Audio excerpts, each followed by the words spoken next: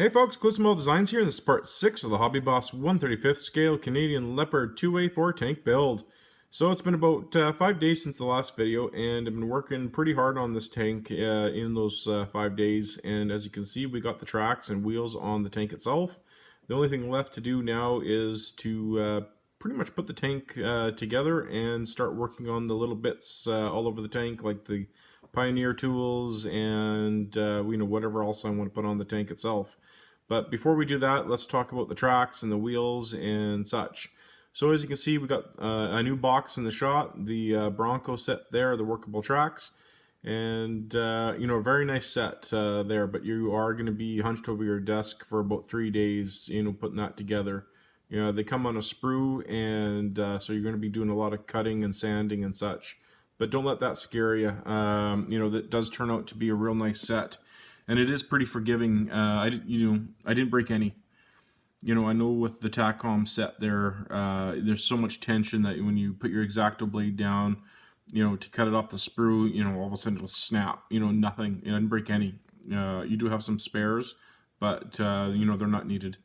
I didn't break any. So as soon as I glued these together, like the pieces, I was already able to work with the track, it seemed, so, very happy with this set.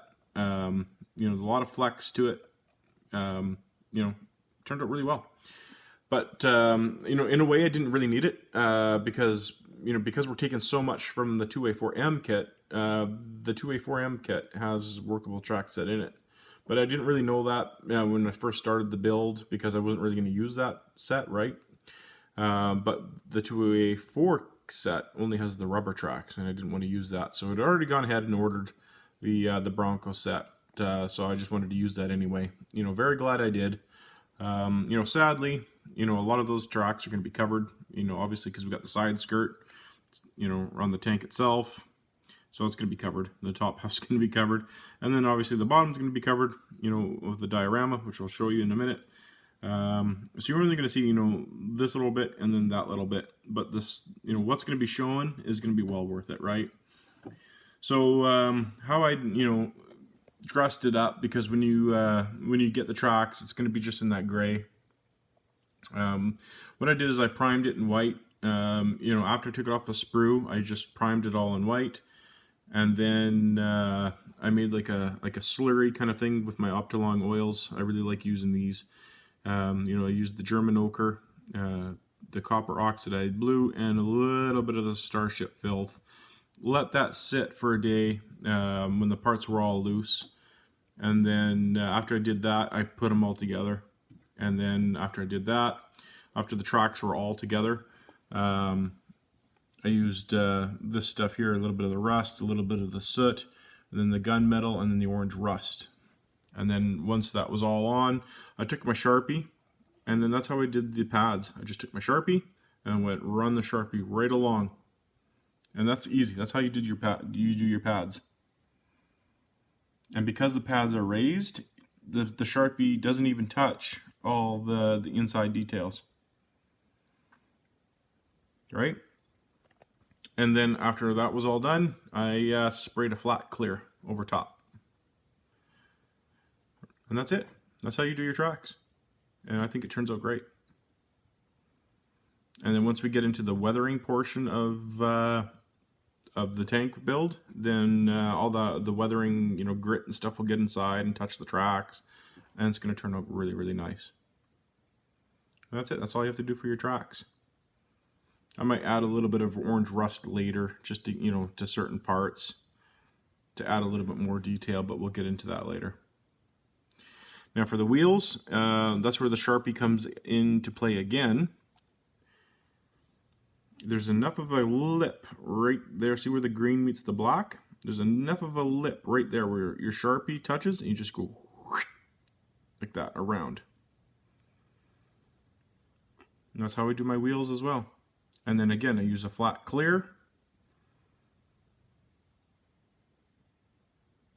And the wheels are done.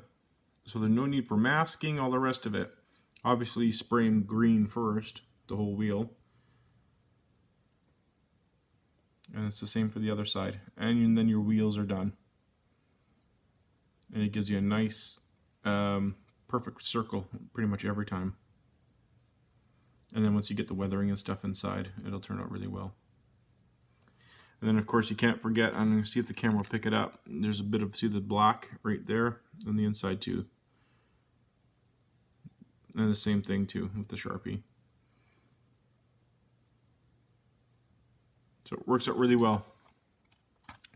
Now this is the perfect time to start. We'll get back to the tank in a minute here, but this is the perfect time to start working with your diorama or whatever you're starting with. Just because you don't want to be handling like your whole tank when you're starting to work with your diorama base. This is where I grab my lower part of the tank, put it on here, you know, measured out where your tracks are gonna go, right, and then cut your pad, and that's exactly what I did.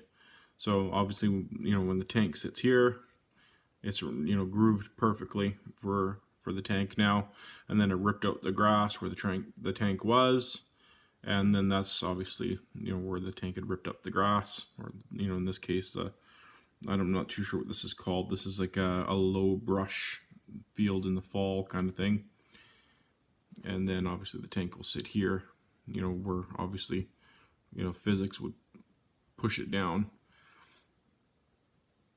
So that's where we're at with that. So this will come into play in later videos. And I did end up using, I don't know if you can see the reflection or not, I did actually end up using the glass from the kit for the windows here.